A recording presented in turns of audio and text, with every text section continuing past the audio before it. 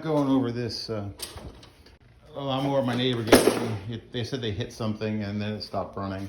I have verified that the shaft isn't bent. I showed the owner that it wasn't bent. He said so it's probably a broken flywheel key, but the blade is bent, so I'm gonna have to put another one on it. This is one of those Troybilt TuffCut 210. I had one of these last year. So obviously it needs a bath, and let me just stick another blade on it. Go up to my blade stash. Some of these are new, some of them aren't. I do believe I have a brand new mulching 21-inch blade that will fit at the MTD pattern, and obviously it was pretty cheap. It's the last one I had of these. So let me stick this on and see how it goes. Put a new blade on it. It's the only 21-inch blade I have that's decent. It happened to be new. So let me go pull this and see if it'll even start. This is a priming style.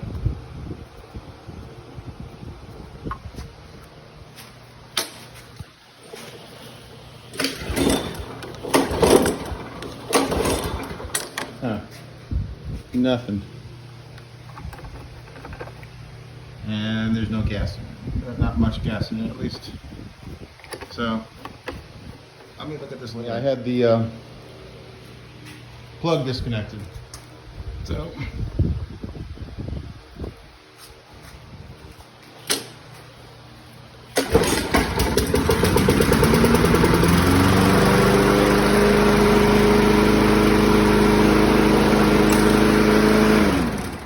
hey, it works.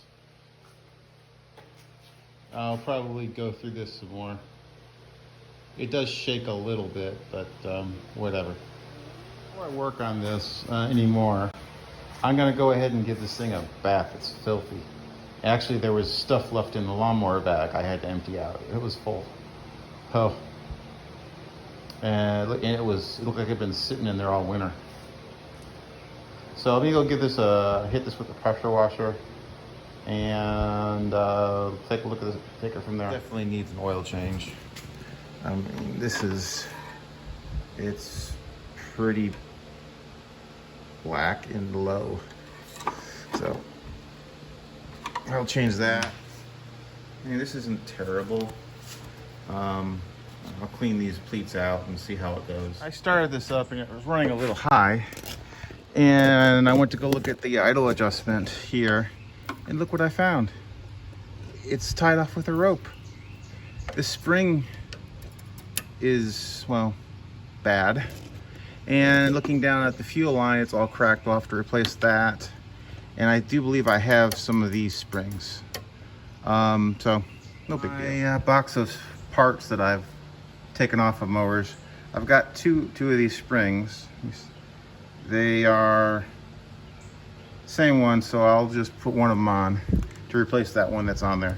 No big deal. Back inside. It's hot. It's getting hot out here, out in the sun. So in order to replace this spring, you have to get to the linkage that holds the carburetor on. So basically you have to take the carburetor off, which isn't a bad idea. Anyway, I need to change this fuel line, so it's all part of the same thing. So what I'm gonna do is, I've already loosened up the bolts for the air filter box. I'll actually, yeah, primer still good. Gaskets, tiers still good. I'll brush it off and then that'll probably be it. But I gotta replace this fuel line, so while I'm doing this, I'm gonna go get up some fuel line cut up. I'm gonna be doing an oil change. I might as well set this up so it's tipping over anyway, so while I'm working on this, so I can kind of hit, to get two things done at once. While it's draining, now I can go work on all the fuel in the gas tanks on the other side. I can go place this fuel line and address any carburetor issues with minimal gas leakage. Now, to get the carburetor off, it's 2 3/8" bolts, and this will come out. I'm going to take off the fuel line right now.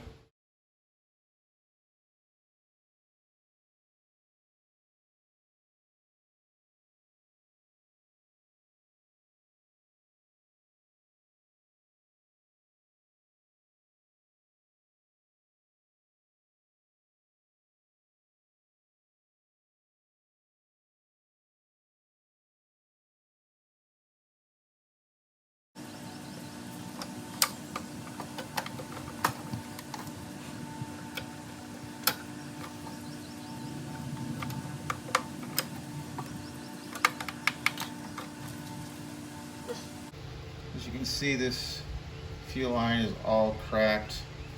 So when you do this, you just got to replace it. Got one bolt out. Get the other one out. And I hope I don't drop it.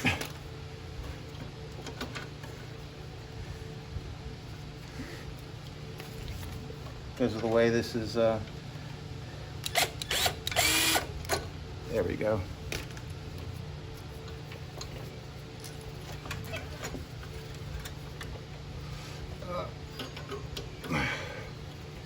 The Z-bend. There. Oh, let me see if I can get, linkage broke off the thing. That's okay. I got some spare carbs for this occasion. Got the broken piece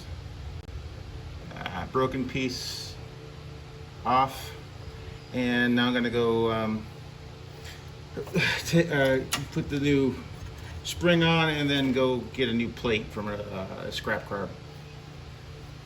I'll show you. Now I'm gonna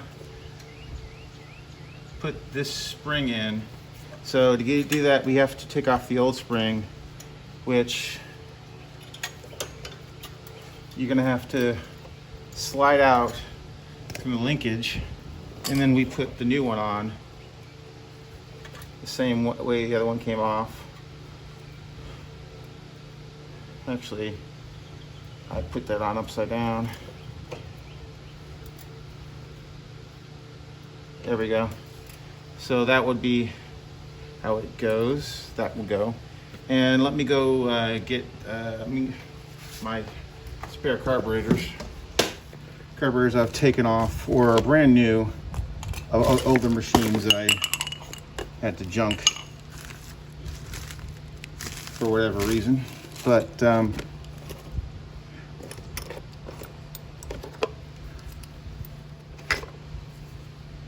so I'll go through all these carbs and see if I can find them.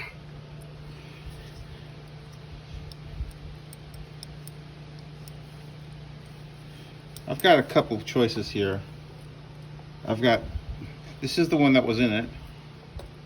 These are some junk carbs. So they may work still. Yeah, I could just put them in, but I don't know if they work. So I could take that out. I could take that one out, and those are both primer style. And I have this one. This is a discontinued SPAD carburetor.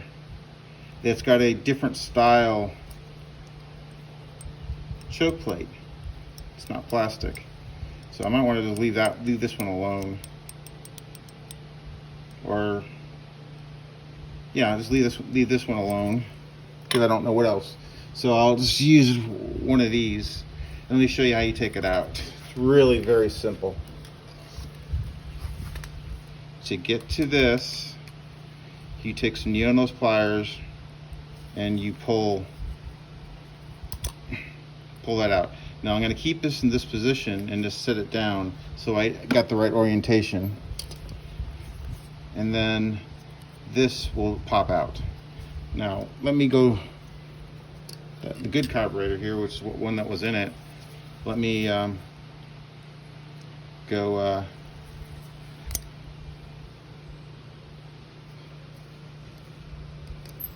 do the same thing. Take that out.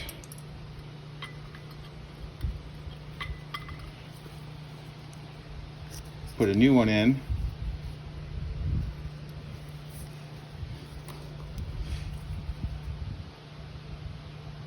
and just slide that in. All better now. This is why if you decide to do kind of like this, fix some small engine stuff, you keep all your old stuff. Even if it doesn't work, there's still parts on it that might be able to be used. So like that, and that probably saved me a big headache. Here I'm gonna just, since I got the carburetor off, I'm gonna just open it up, take a look. Maybe do it quick and dirty, you know, just spray it out. There's some fuel in it still, but that's okay.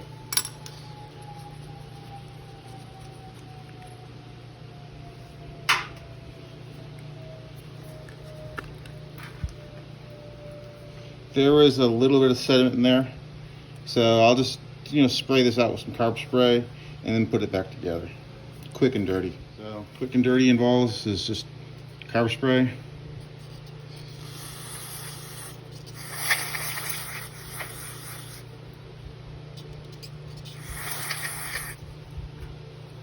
Spray it out.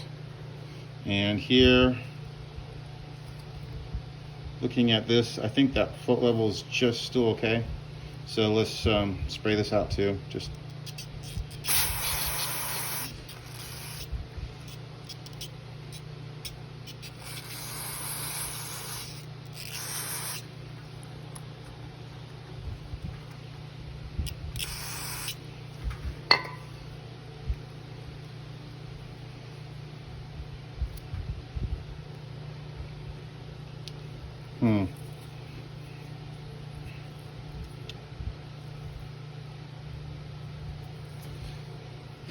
So it's a little dirty in here still, inside the carburetor.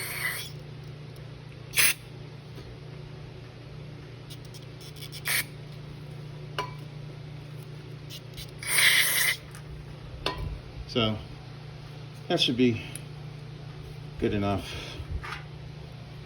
Let's put the bowl back on. Orientation doesn't matter. And this main jet, as you can see, clear.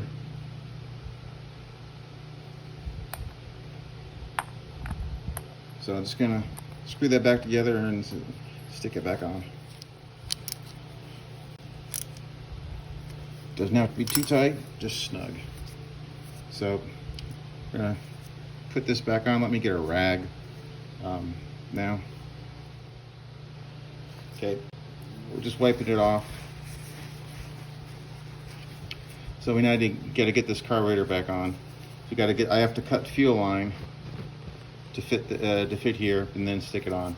Simple enough. I won't go to show you where this spring goes to.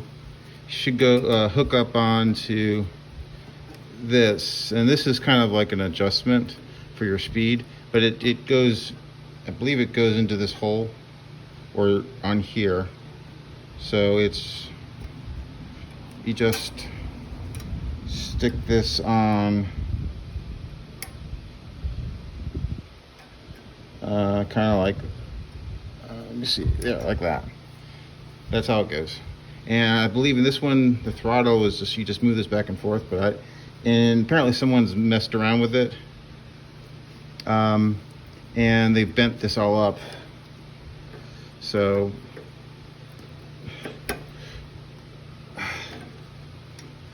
I'll have to rectify that while it's moving, while it's on later. But now I'm just gonna put some oil in it and put the filter box on. I'm gonna just refill with oil, and the oil of the day is Haviland 10W30, just because that's what I can get. And I'm gonna mix in some of this oil stabilizer, because this is an older machine. So these lawnmowers take about 500 milliliters, or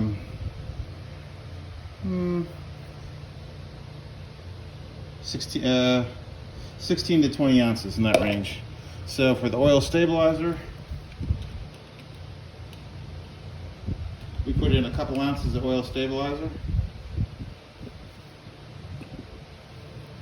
And I'll put that in a second. And I'm gonna fill this cup up to about 450, and then put oil stabilizer in. Yeah. So, yeah.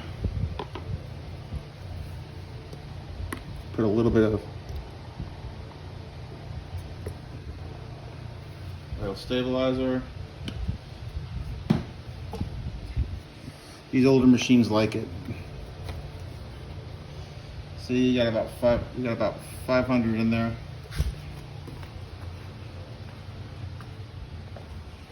Yeah. As mowers and blowers like to say, ooh, ah, oh. Henry cracks me up. So let's go ahead and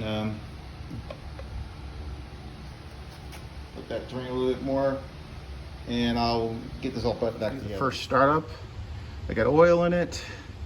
There's some gas in it. I repaired the carburetor, put the new governor spring in there. The self-propelled cover, one of the bolts was missing. I put one in, put a new blade on it, and let's give it a try. I'm not going to put the cover on quite yet.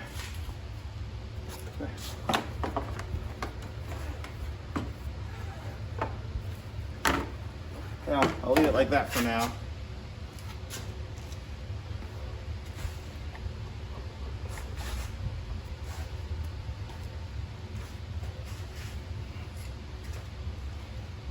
This is a primer style. I got my pliers in case I need to adjust something.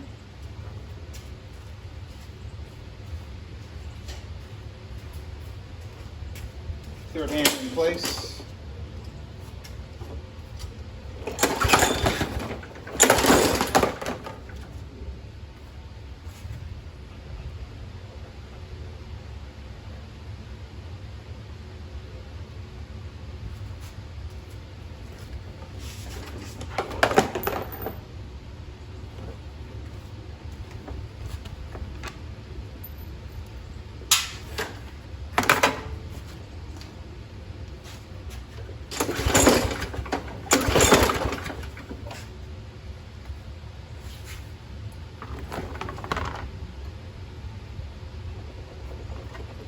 This was on its side first. Oh, and there's no gas in it. Ain't got no gas.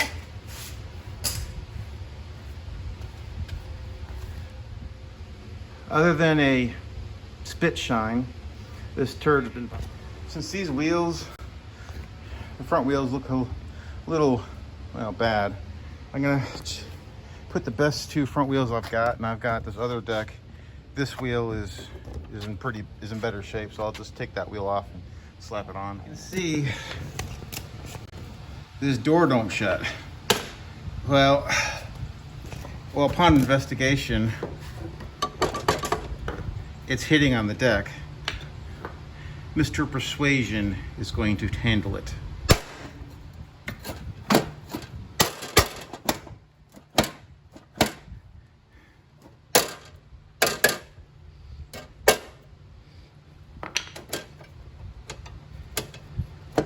So that should be good. So say thanks, Mr. Persuasion. So, got to looking at this and comparing the rear wheels to those. Those are better on the deck back there without the engine. So I'm gonna just go swap those wheels too. And the rear wheels can't be swapped. They're different sizes. From a distance, they look the same, but they're not. So, I don't think I have any other wheels for the front for this. So I do have this bag here for it. So that'll add some value.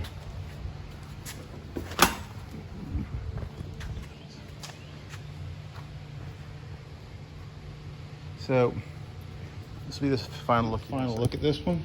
This Troybilt TuffCut 210 with a Briggs 675. It was neighbor had given it to me.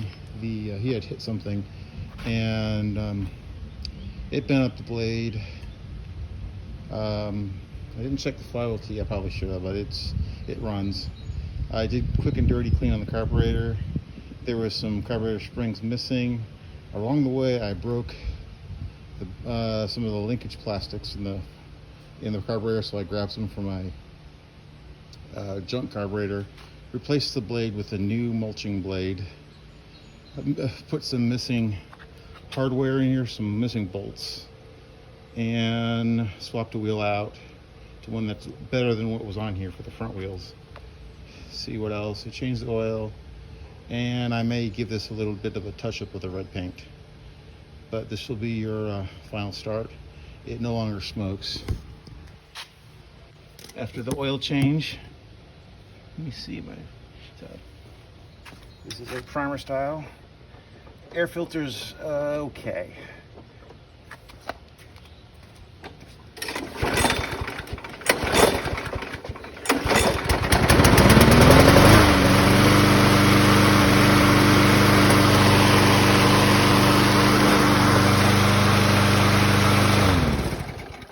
So there you go. This is, just a quick little tune-up and a few parts. Later, tubes.